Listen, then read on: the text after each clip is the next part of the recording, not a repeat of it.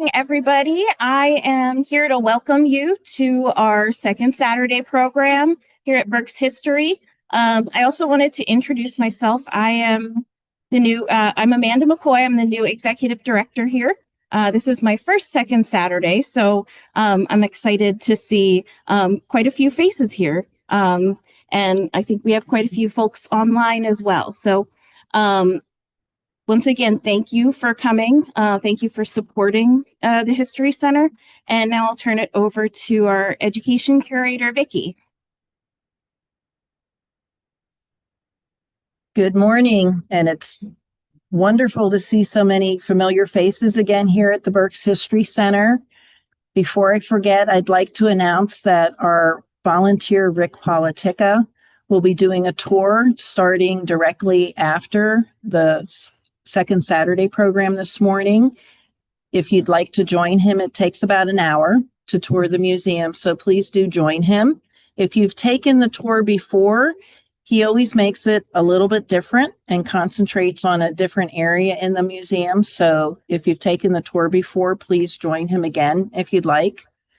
As far as some upcoming programs here at the Berks History Center, next Saturday, I'll be teaching a rye straw basket class, which I've not been able to teach rye straw basket weaving for about 15 years because I haven't had the opportunity to get rye straw. So if you'd like to learn rye straw basket weaving, that'll be next Saturday starting at 9 a.m. and there are still seats available.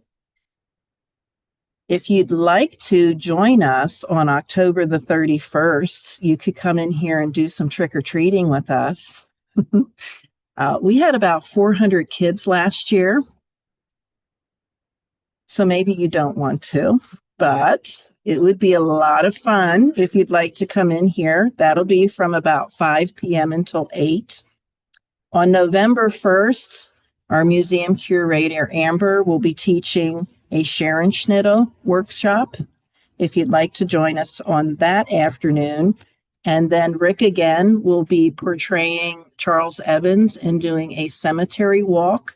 This is a repeat from our spring event. If you were on that one, you could always come again. But these have been hugely popular, in which we invite personalities who've passed away to come back to life and tell them about themselves. And so that is at 1:00 on November the 1st. We do have 2 special events in the next month: a Native American Film Festival on October the 17th and 18th. And then on November the 6th and 7th, Eagle Eyes, The Times of Our Lives in New Photos Through 6 Decades in Berks County. You can find more information on our website if you'd like to participate in those 2 programs. At this time, I'd like to introduce our presenter this morning. Mike Harris, I first saw at the Daniel Boone Homestead. He had done a lecture on the Philadelphia campaign. And despite having a master's degree in history and having taken many, many history classes, it wasn't until I heard your lecture, Mike, that I finally understood those very important months in 1776. So thank you very much. Since then, I have seen him a few times lecture. I've read a couple of his books. And next month on November the 15th, he will be running a bus trip with me to the Battle of Brandywine. If you're interested, there's just a few seats left. There's flyers on the table. I would recommend signing up very soon because there really are only 6 seats left. And I've bumped that bus up from a 38 to a 46 to now a 56 seat bus. So I can't go any bigger than a 56. So without any more announcements, I'd like to introduce Mike Harris, and he will be talking to us today about the Battle of Germantown. Welcome, Mike. Thank you.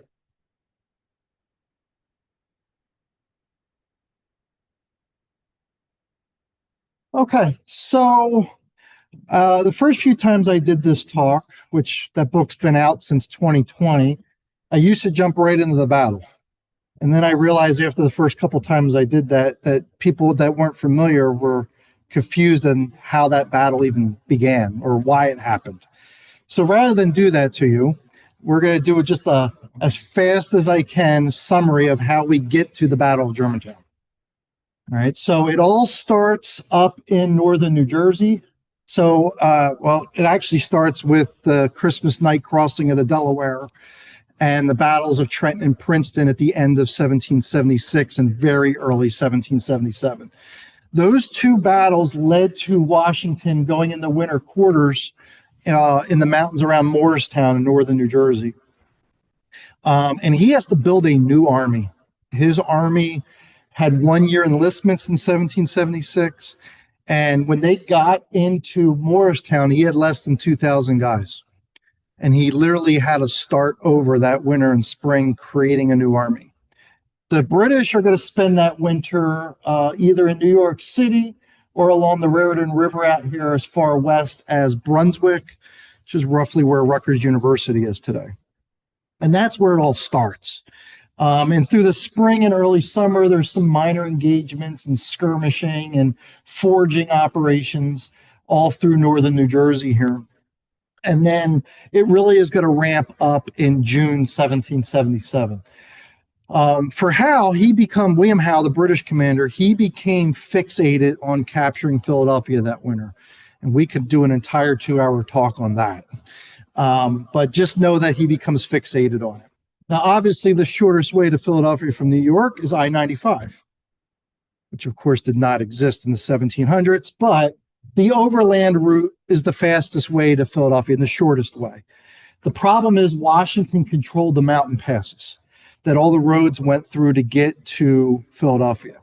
And William Howe is going to try to draw Washington out of those mountains.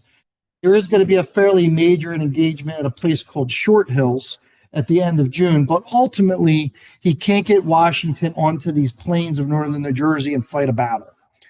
And so Howe is going to choose to not go overland and use British naval superiority to move his army. And by the beginning of July, he is loading 18,000 personnel onto 267 ships. Now, that's about 15,000 combat troops plus support personnel. And it is going to be the largest naval armada in North America until the 1862 Peninsula Campaign in the American Civil War. It's a massive operation to move those troops. All right, but when they go out to sea, Washington doesn't know where they're going. Washington really doesn't have a naval force that can track that fleet.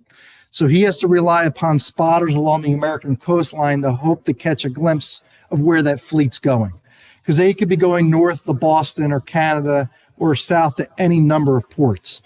It's when they're spotted passing Little Egg Harbor, roughly where Atlantic City is today, that Washington starts to shift out of the New York, New Jersey border area south. And he is approaching the Delaware River at the end of July when the British fleet is briefly going to enter the Delaware Bay. And William Howe had told the king he would only land on the Delaware River if Washington was still in New Jersey. And when he arrives here, he is informed that Washington is in Pennsylvania. That was not accurate.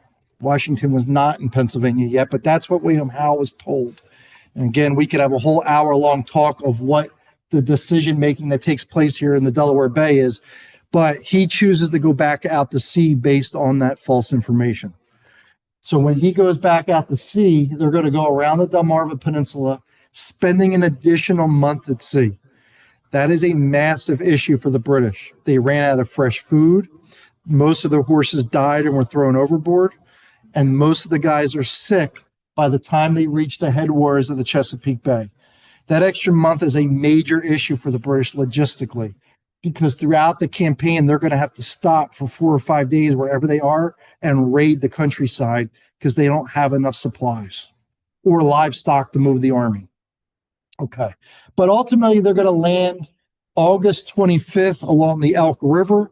Specifically, it's a place called Turkey Point, and it's not far from modern Elkton, Maryland. It is not where Elk River State Park is, though. That's a myth. It's not where they land. It's more upriver than that. And that's the same day Washington enters Delaware. Now, he had spent most of that month camped along the Neshaminy Creek, just north of Philadelphia. But the same day that the British start to offload, he parades the army down through Philadelphia and starts to form defensive lines around Wilmington. All right. Then you're going to get some maneuvering through northeastern Maryland and northern Delaware. You're going to get the largest battle in the history of Delaware on September 3rd at a place called Cooch's Bridge. Is anybody here from Delaware? Good. It's not that big a deal. Delaware people love it. It's not that big a deal. September 3rd, that's 8 days before the Battle of Brandywine. They then are going to basically parallel each other north, crossing the Delaware border, either September 9th or September 10th, depending on what unit we're talking about. And that sets up the Battle of Brandywine on September 11th. That's number 2 on here. Washington loses the Battle of Brandywine, and this is what starts to set up the Battle of Germantown. The Brandywine was a major obstacle in the 18th century, and if you come on the bus tour next month, we'll go into a lot more detail about Brandywine, but Brandywine was a deep river. It's hard to imagine that when you go there today, because you could walk across it almost anywhere today. But it was deep. The fords where you could cross were chest deep. So think about that. The fords are chest deep. The river itself is pretty deep. And there was about 100 yards of marshland on either side of the river. It was a major geographic obstacle. So when Washington loses that battle, what's the only geographic obstacle left to protect Philadelphia? Uh-oh. You got Chuchi like my high school students. What's the only other once you lose Brandywine, the Schuylkill River, somebody said. Thank you. Thank you for participating. All right, the Schuylkill River. So then it becomes defending the Schuylkill. And this is hard to imagine in modern eyes, but Philadelphia did not extend on both sides of the Schuylkill like it does today. In the 18th century, Philadelphia was only from South Street to Vine Street and from the Delaware River to the Schuylkill River. That rectangle was the city in the 18th century. So if you could keep the British on the other side of the Schuylkill River, you could keep them out of Philadelphia. So everything that happens after Brandywine is about keeping control of the Schuylkill River. Washington that night retreats to Chester, regroups overnight, and then he marches up through Darby, crosses the Schuylkill River where 30th Street Station is today. There was a floating bridge there, and then camps in Germantown for a couple days, regrouping and resupplying. Over that 5-day period that Washington's on the move, the British stayed at the Brandywine battlefield, cleaning up the dead, dealing with the wounded, and raiding the countryside for supplies. That gave time for Washington to get into a blocking position of the Schuylkill River. He will recross the Schuylkill River right in here at Levering's Ford, where Manayunk is today, Levering Avenue in Manayunk today. They recross the Schuylkill River. That is on September, let me get my dates right, 14th. He recrosses the Schuylkill River, and he starts to march out into the Great Valley, roughly along US 30 today. Ultimately, getting out near where Immaculata College is today, if you know where Immaculata College is, near Exton, kind of that area, because there's a major road intersection in the Great Valley with it's a 5-point road intersection where the White Horse Tavern still stands. It's a private home today, but it's still there. And it's roughly, there it is. I have it on this map, White Horse Tavern. That's where we're talking about. He wants to block that intersection, and it sits in the valley. The valley is formed by hills on the south and north side. So he wants to get up onto the southern hills to protect access to that road intersection. Why is that road intersection important? All the roads lead to the fords on the Schuylkill River. That's why he wants to protect it. So the same day that Washington is trying to march up onto those southern hills, this is September 16th, 5 days after the Battle of Brandywine. That's the same day the British left Brandywine battlefield, and they're using the same roads to get up on those hills themselves. So the two armies are on parallel roads marching towards each other and don't know it. And that leads to the Battle of the Clouds. All right. And it's called the Battle of the Clouds because a major nor'easter breaks out, kind of like tomorrow's going to be. Right? Aren't we supposed to get hit with a nor'easter tomorrow? So kind of what's happening tomorrow is what happened on September 16th. Wind swept rain. The guns don't work, ammunition gets wet, ruins ammunition. And so it's a battle that almost never happens. There's some little skirmishing, but because of that, Washington's ammunition is destroyed. So he has to head out towards here, towards Reading, to get a new supply of ammunition. This was a major supply center for the American Army. So he hightails it all the way out to Warwick Furnace, northwestern Chester County, to get access to a new supply of ammunition. Luckily for him, the British can't cross the river because the river flooded from that storm. So the British are going to camp in Tredyffrin Township, not far from Valley Forge, while they're waiting for the river to subside. Washington left one division behind when he went out to Warwick Furnace. That is Anthony Wayne's division. And they're going to maneuver in behind the British camp. Problem for Wayne is the locals are loyalists and they tell the British. And that's how you get the Battle of Paoli, or the massacre of Paoli, on September 4th, because Howe wants to eliminate that threat to his rear before he tries to cross the river. The other thing that happens around that same time is that there was a supply depot at Valley Forge. Way before there's a winter encampment there, there was supplies stored there. Valley Forge is called Valley Forge because there was an iron forge there called the Valley Forge. That's where the name comes from. And if you know where Washington's headquarters building is in the park, literally right next to that house used to be the forge. The iron forge was right there. And there was a sawmill and a warehouse, and there was a bunch of stuff stored there. And Washington sent 2 officers with a small detachment to try to rescue those supplies on September 18th. And the British sent in a raiding party to capture those supplies, and you end up with a skirmish at Valley Forge. It's the only fighting that ever happened in the park. It's on September 18th. The only reason I bring it up is the 2 officers that were involved with that were Light Horse Harry Lee, who will later be Robert E. Lee's father, and Alexander Hamilton of musical fame, right? Okay.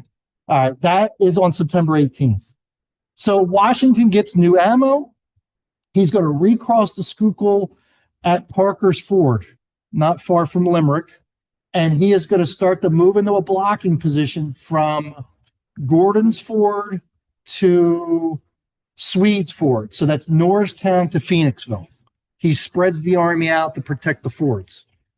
The British don't want to cross the river and fight Washington while trying to cross the river. So they are going to send a column west to destroy some more supplies not far from where Phoenixville is today. And when they start moving west, Washington thinks they're headed for Reading. And Washington, I think, overreacts because he's more worried about his supplies in Reading than he is about Philadelphia. And so he starts to peel away from the river to move west and protect those supplies. And when William Howe's scouts report that, they turn around and cross at Fatland Ford because Washington's gone. Fatland Ford, if you're curious where that's at, if you know where George Washington Chapel is in Valley Forge Park, it's right behind the chapel. That's where the British crossed the Schuylkill River. And that's what sets up the Battle of Germantown. Is once the British crossed, they camped that night in Norriton. This would be September 24th. That's Norristown today. They then marched to Germantown on September 25th in camp. And on the 26th, they send a column in to occupy Philadelphia. That's how they get Philadelphia, and that's how the British end up in Germantown. Washington initially goes all the way out to Fegleysville. You know where the Henry Auntie's house is, where they do the Goshen Hop and Folk Festival? Some of you know what I'm talking about. That's where they camp initially after they peel away from the Schuylkill River. Becomes known as the camp at Pottsgrove, because we think of Pottsgrove as Pottstown and the house there that is, can't think of the guy's name, John Potts, thank you. John Potts' house, Pottsgrove. We think of that as being Pottsgrove, but Pottsgrove in the 18th century was a huge part of northern western Montgomery County. It was a huge area of the county known as Pottsgrove. And that's why this camp is known as the camp at Pottsgrove. So Washington has to inch closer. Initially, he marches to Pennypacker Mills, Schwenksville, and camps there, which you can visit there. There's a marker there today. He then marches a little closer down into he camps along the, can't think here, the Perkiomen Creek. And then ultimately by October 1st, he is camped on the Methacton Hills, not far from the Peter Wentz Farm. And the Peter Wentz Farm becomes Washington's headquarters. And they're going to camp there for a couple days. And that's where they plan the Battle of Germantown. And that sets up the Battle of Germantown. Any questions before we get into the battle specifically? So far, so good? Was that too much or too little? Are we all good? Okay. All right. Let's jump into the battle. Washington, man, it's pretty complicated. First of all, he thinks he has an advantage. Washington's army at this point is about 16,000 men. It's about the same size army he fought Brandywine with. Now, yes, he had casualties at Brandywine and at Paoli and these other minor engagements, but he's replaced those casualties with a brigade of Connecticut troops that have now joined the army, and New Jersey and Maryland militia have joined the army, and those were all units that were not with him at Brandywine. So he's basically replaced his losses. William Howe, however, has not, and he has made several detachments from his army. He has had to send troops to Wilmington to occupy Wilmington. He has sent troops down into Philadelphia to occupy Philadelphia. And on October 1st, he sent 2 more regiments to Chester to attack a fortification on the Delaware River called Billingsport, which is a topic for another day. But the point here is the British have made so many detachments from their army that the troops that are camped at Germantown are a much smaller force than what he had attacked Washington with at Brandywine. So Washington thinks he has an opportunity. And so he comes up with this fairly complicated plan to hit this British camp down 5 different roads. Okay, let's go through that. If I start getting specific about roads, how familiar are we with roads of Montgomery County? Not very. Okay. Some good, some bad. All right, I'll do my best here. I'll do a little bit of specific and non-specific.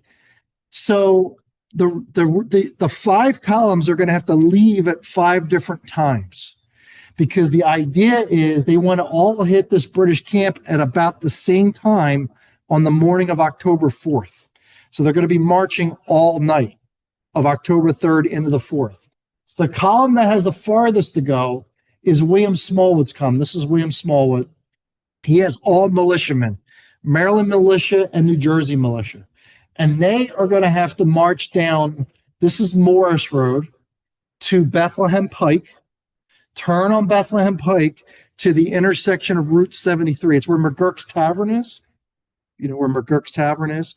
Used to be the Bent Elbow Tavern before it changed names. It's where the American Revolution Roundtable of Philadelphia has their monthly meetings.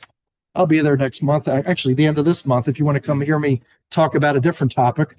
So this is the Route 73 Bethlehem Pike intersection. It's also where White Marsh Church sits. So they turn on the Bethlehem Pike and then they turn on the Route 73 out across the grounds of Arcadia University, all the way out to Old York Road. And they're going to turn on Old York Road to attack the right flank of the British camp. That's Smallwood's column. Leaving after him, he's got the farthest to go, is Nathaniel Greene's column. Now, Greene is going to initially follow Smallwood, make all the same turns, but when he gets to where Acadia University is today, that's Lime Kiln Pike, he turns on Lime Kiln Pike to attack across the grounds of LaSalle University. And his attack is going to be right across the campus of LaSalle to attack Germantown. Okay. He's got 5 Continental regular brigades, his own division of 2 Virginia brigades, probably commanded by Peter Muhlenberg, since Greene's commanding the column. Muhlenberg's dad, by the way, is Henry Muhlenberg. And if you know Augustus Lutheran Church and Trapp, his dad's the founder of Lutheranism in America. And they're both, him and his dad are camped next to Augustus Lutheran Church in Trapp. It's where they're buried. Okay. He's also got Adam Stevens' division of 2 Virginia brigades and an independent brigade of Connecticut troops under Alexander McDougall. Okay. Next column. This is John Sullivan's column. They are going to come straight down Route 73 to that same intersection There are a lot of troops that have to move through that intersection at night. It's kind of amazing that they pull this off. He is then going to turn on Bethlehem Pike, but stay on Bethlehem Pike. Go all the way down into Chestnut Hill, and then turn on the Germantown Avenue and attack straight down Germantown Avenue into Germantown. He's got all the Maryland troops, Delaware troops, French Canadians. He's got Anthony Wayne's division of 2 Pennsylvania brigades and another independent brigade under Thomas Conway. And that's the route they're following. Following him in reserve is Lord Sterling's division, includes the New Jersey Brigade and the North Carolina Brigade. Little side note, Nash, the commander of the North Carolinians, is who Nashville is named after. All right, he's going to get killed at Germantown. Not really part of my talk, but he gets killed in this battle. All right, and then you've got the Pennsylvania militia. So the last 2 columns are Pennsylvania militia. They're going to come straight down Ridge Pike out of Norristown and attack basically through Manioc to hit the left flank of the British camp, where the Wissahickon Creek empties into the Schuylkill River. Basically where Kelly Drive is today, if you know the roads of Philadelphia a little bit. The other Pennsylvania Militia Brigade, James Irvine, they're actually going to be on the other side of the Schuylkill River. And they're going to come all the way down to where 30th Street Station is today and put on a big show to try to keep troops from Philadelphia to rushing up to reinforce Howe. Pretty complicated. 5 different roads, 16,000 men, all leaving at different times, marching in the middle of the night. No radios, no GPS, no cell phones, no satellite imagery. All right, just guys on horseback communicating to each other across these different roads. Do you think they pulled that off? They actually did. All 5 of those columns got to where they were supposed to be within about 15 minutes of each other. Kind of shocking. So let's kind of take these one at a time here and talk about how things go initially. So the first column that attacked, probably about 15 minutes before about everybody else, is going to be John Sullivan's column. They are the guys coming straight down Germantown Avenue out of Chestnut Hill. All right, so Chestnut Hill, you know, that shopping area in Chestnut Hill is at the top of this map. Cresheim Creek, that's still there. If you're driving out of Chestnut Hill to go into Germantown, you have to come into this low area, cross Cresheim Creek, and then you start to drive up Mount Airy if you've ever driven along there. So they're the initial ones to hit, specifically Thomas Conway's brigade. They are going to hit a picket outpost of the British 2nd Light Infantry Battalion. This is Benjamin Talmadge, and he writes about this initial encounter. He says, the troops were put in motion, and in a few moments, the firing commenced. The British were taken by surprise. The outposts and advance guards of the enemy were driven in with great precipitation. So this is Martin Hunter. He's a member of this British Light Infantry Battalion. He's a young lieutenant. He says the day had broke about 5 minutes, meaning the sun's just coming up. But it was a very thick, foggy morning and so dark that we could not see 100 yards before us. Just as the battalion formed, the picket ran in and said the enemy were advancing in force. There's going to be a lot of references to the thick fog. And not only was it a foggy morning, the black powder smoke from the battle is going to start to mix with that fog, making it almost impossible for anybody to see what they were shooting at, which is going to cause problems. Okay. So after the initial encounter, Sullivan's column deploys. You can see here on the map highlighted, and they are going to heavily outnumber the British 2nd Light Infantry Battalion, and they're going to swarm around that battalion. So some accounts of this. This is Enoch Anderson. He's a captain in the Delaware Regiment. We pushed down all the fences in our front and marched to the battle. Again, it was a very foggy morning. Bullets began to fly on both sides. Some were killed, some wounded, but the order was to advance. We advanced in line of the division. The firing on both sides increased, and what with the thickness of the air and the firing of the guns, we could see but little way before us. Back to Martin Hunter, our British officer. They don't know because of the fog what they're really up against. So they keep trying to reform and attack because the British don't retreat, right? They don't retreat before the Americans. So they're trying to attack, not realizing what they're up against. And this is what he writes. On our charging, they gave way on all sides, but again and again renewed the attack with fresh troops and greater force. We charged them twice till the battalion was so reduced by kill and wounded that the bugle sounded to retreat. Indeed, had we not retreated at the time we did, we should have been all taken or killed, as the columns of the enemy had nearly got around our flanks. So they're in full retreat. This is Adam Hubley. He's a officer in the Pennsylvania line. He's with Anthony Wayne. On our side, our men behaved with the greatest bravery and repulsed the enemy, and with the charge of the bayonet, took their encampments and pushed them before us hard. This is Friedrich von Munchausen. He's a Hessian officer on William Howe's staff. He's like a liaison officer. He's the go-between between the Hessians and the British command. And that morning, he had been in Philadelphia giving orders when he heard the battle erupt. And he hightails it down Germantown Avenue to report to Howe. And he rides into this mess looking for Howe. And he writes that the British held off the vehemently attacking enemy for a time, but then had to retreat after heavy losses. I arrived just at that time and was astounded to see something I had never seen before, namely the English in full flight. So the British are retreating before this American attack. All right, let's shift over now to this Pennsylvania militia column along the Schuylkill River here. So again, here's Wissahickon Creek. Today, Kelly Drive would wind up along Wissahickon Creek here. And they're going to hit Hessian Jaegers at the mouth of the Wissahickon Creek there. Okay.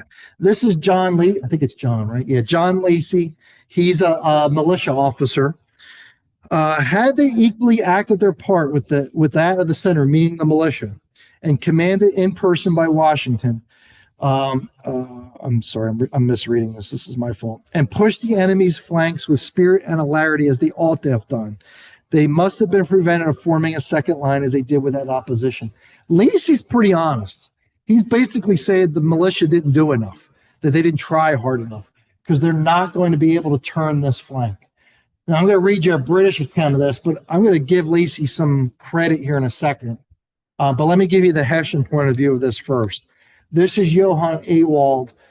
He's one of the Hessian Jaeger officers down here. And he writes the Jaegers, of which only the picket had been engaged, counted just 3 killed and 11 wounded, most of whom died from those severe wounds after several days. Now, to give them, let me back up here. The militia did not really have an opportunity here. There's no bridge here in the 18th century like there is today. And if you've ever driven along Kelly Drive, along the Wissahickon Creek, it's a gorge. It's steep cliffs on either side of you. And so if you have the Jaegers on one of those cliffs and the militia on the other cliff, I honestly don't know how the militia would have attacked through that gorge and pushed those Jaegers back. I don't know if it was even possible. So I'm going to give the militia a little credit here. They often get a bad rap. I don't know if they could have turned this flank considering the terrain that they were up against. They would have had to descend into this gorge and then attack up out of that gorge. Does that make sense? Does everybody follow me? Okay. So give them a little bit of credit. All right, let's shift to the other side of the battlefield now. This is Green's column. This is right in here roughly is LaSalle University. All right, so that's what they're attacking across, and they're going to hit the right side of this British camp. This is Charles Talbot. He's a Virginia sergeant. We drove them immediately and so continued to drive them. We ran over their dead in great numbers. This is, I'm trying to remember who this is, Matthew Ankettle. He is a British officer in the British picket post. And he says the rebels moving on lined a bank and rail under cover of the fog. I'll explain this on the map in a second. And threw in a most severe fire upon the 4th Regiment, which had been ordered to the left of the 1st Light Infantry, and which knocked them down almost the whole of their right wing. What's he talking about? So as Russell's brigade is coming down this road, it's Church Lane today in Germantown, the Church Lane was eroded from years of wagon traffic. So it was lower than the terrain around it. It was a sunken road. And there was a post and rail fence on either side of that road. So if you imagine these Americans are down in the road and the British are up on the bank in the fields on the, outside the road. And Russell's brigade halts in the road and faces that bank and literally laid their muskets on the bottom rail of the fence because that's how low the road was, and fired into the 4th Regiment of Foot and knocked down half that regiment. That's what that officer was describing. Okay. This is John Marshall. Who's that? That's who John Marshall is. He will be the second Chief Justice of the U.S. Supreme Court. This is a painting of him when he's older, but in the Revolution, he's a young captain from Virginia, and he's in this fight. And this is what he writes. The country through which the enemy was pursued abounded with strong and small enclosures, which everywhere broke the line of the advancing army. The darkness of the morning rendered it difficult to distinguish objects even at an inconsiderable distance. What's he talking about? Germantown was a linear village. All the houses are along Germantown Avenue, but they had deep yards and fields that extended perpendicularly off of Germantown Avenue. And all of these deep fields and yards were fenced.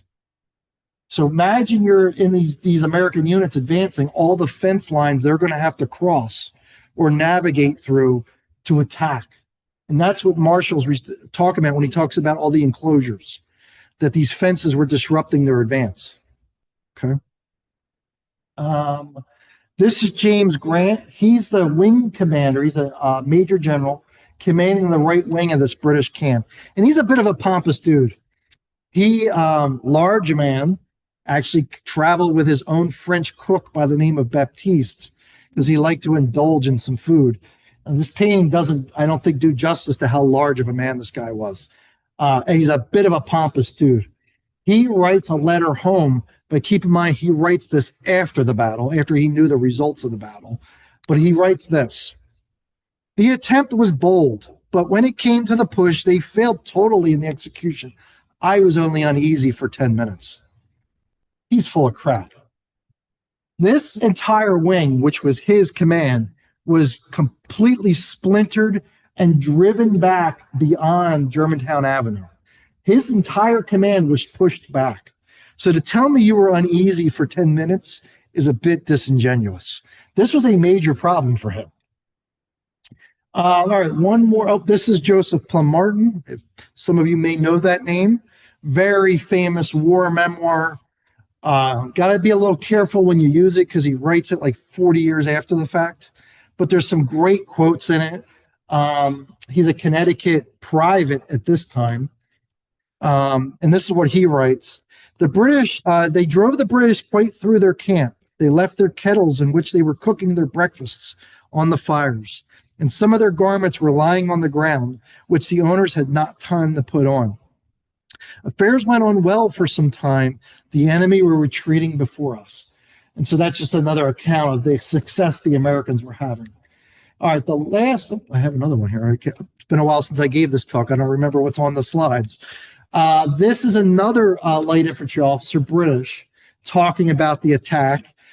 It says the enemy's column following the road leading to Germantown, which run along the whole front of the 4th Regiment, and probably not having seen his unit, the 1st Light Infantry Battalion. And this is another description of that road. Face to the fence and leaning their pieces on the bottom rail, for it was a hollow road in that part, fired on the 4th Regiment and knocked them down 50 men. By the way, there is a section of that fence with all the bullet holes in it in the Germantown Historical Society. It's on, at least it used to be on display in there. Okay. One more column. Maryland and New Jersey militia coming in on the far American left or British right, depending on your point of view. This is Asher Holmes. He's a New Jersey militia officer. He says the Jersey militia and the Redcoats, I'll explain that in a second, and the Maryland militia drove the enemy when we first made the attack. The fire was very severe and the enemy ran.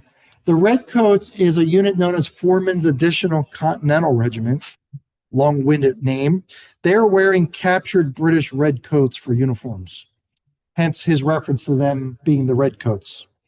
All right, but there are Americans wearing British uniforms. Okay, and then one from the British point of view, this is Richard Fitzpatrick. He's a captain in the British Brigade of Guards over here. And he writes home to, I think it's a letter to his brother, if my memory serves. He remembered being surprised by their army coming down upon us and making a most desperate attack. Surprising indeed in every sense of the word, for we had not above 2 hours' notice of their advancing and then gave no credit to it.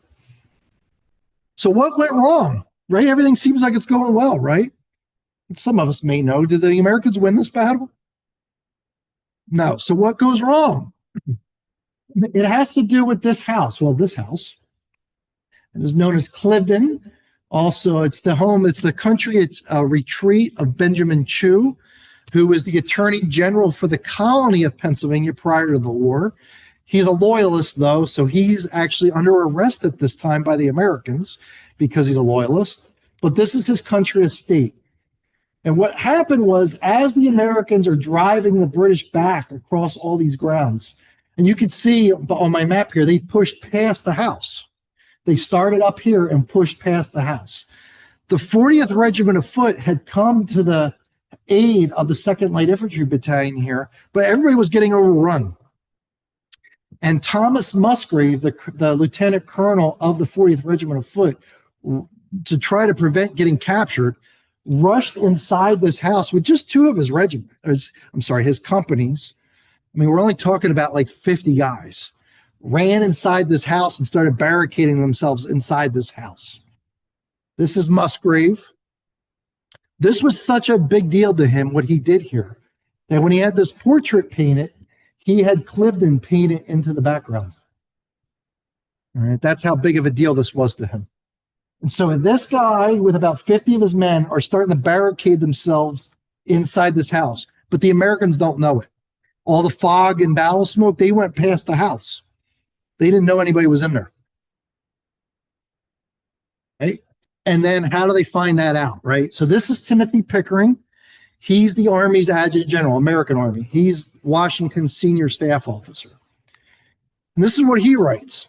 I was riding next to the general, meaning Washington. They're coming down this road. When they heard in the distance a very heavy fire of musketry.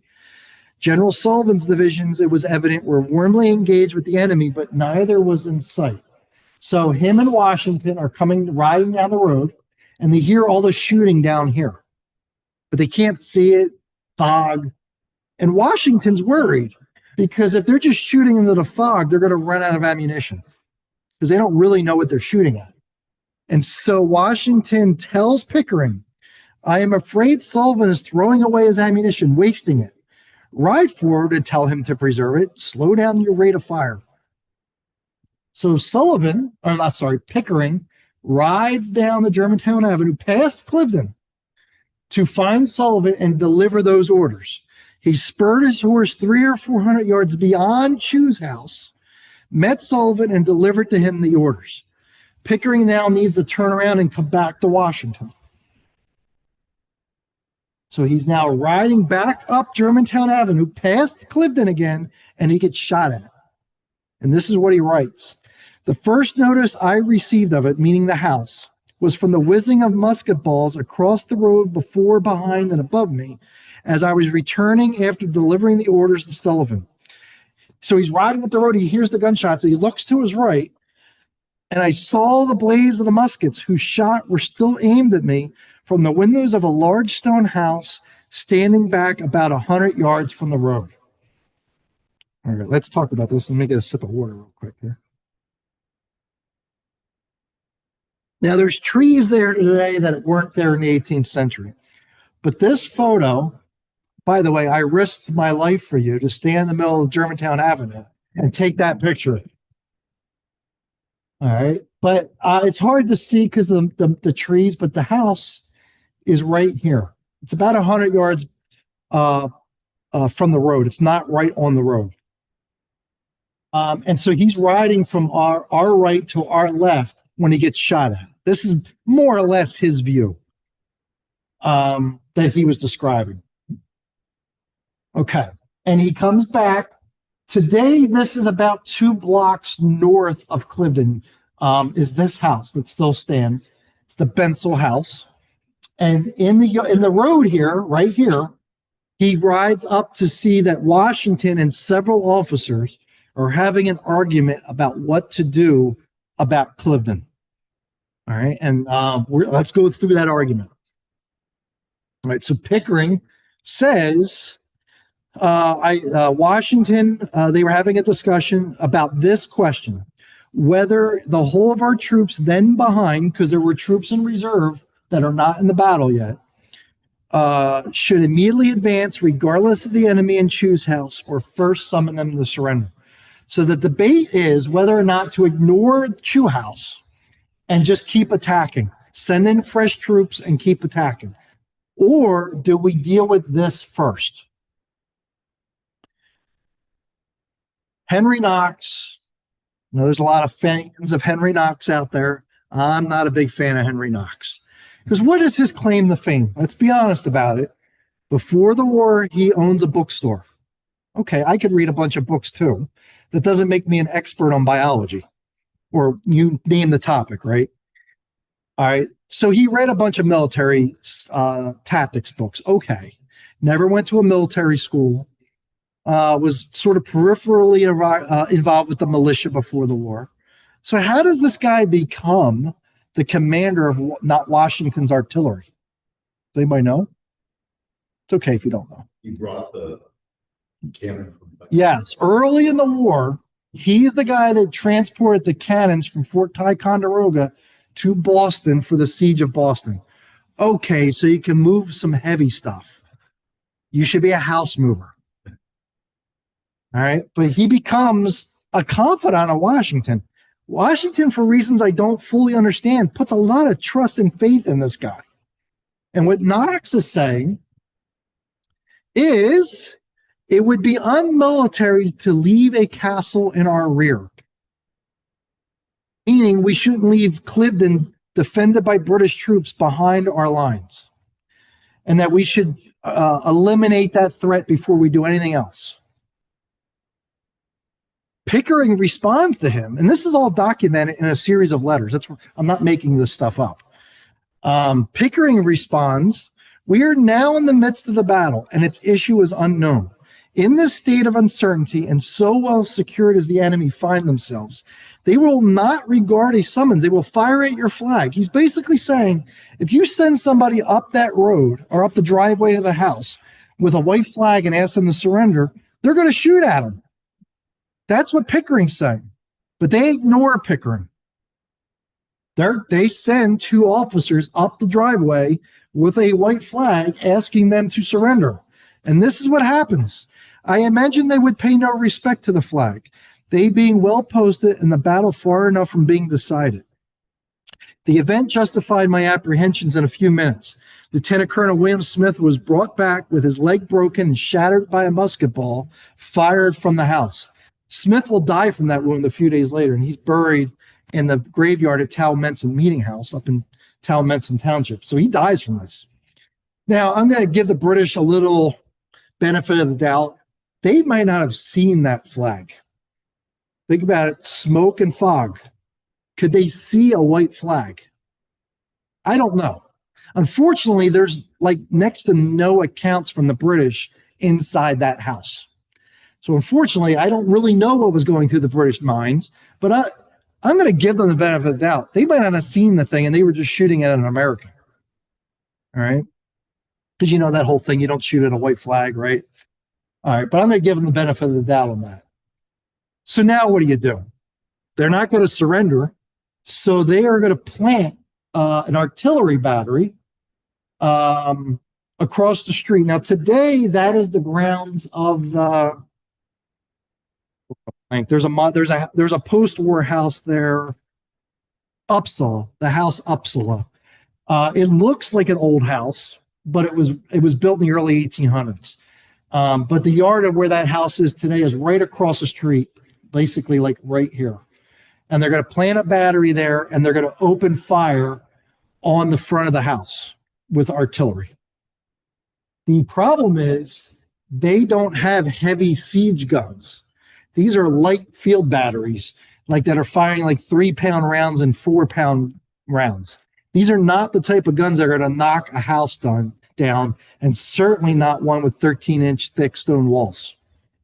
But that's what's going to happen. It does some damage. It blows the heads and arms off the statuary in the yard. It blows in the front door. It knocks the urns off the top of the house, but it doesn't drive the British out. So now what do? All right, the artillery didn't work. So now Lord Stirling's reserve division, rather than going into the battle, is going to deploy on two sides of Clifton, with the North Carolinians under Francis Nash up here and William Maxwell's New Jersey troops kind of where the battery is. Now, I don't think this order was actually issued. I think Elias Dayton, the colonel of the 1st New Jersey, just kind of did this on his own, and the 3rd New Jersey followed him. Basically, what I'm getting at is here, 2 of the 4 New Jersey regiments are going to charge the house. Okay? Like this, up the driveway of the house. All right, and there's a bunch of artwork that depicts this. This is one. Oops, I went too far. This is one example.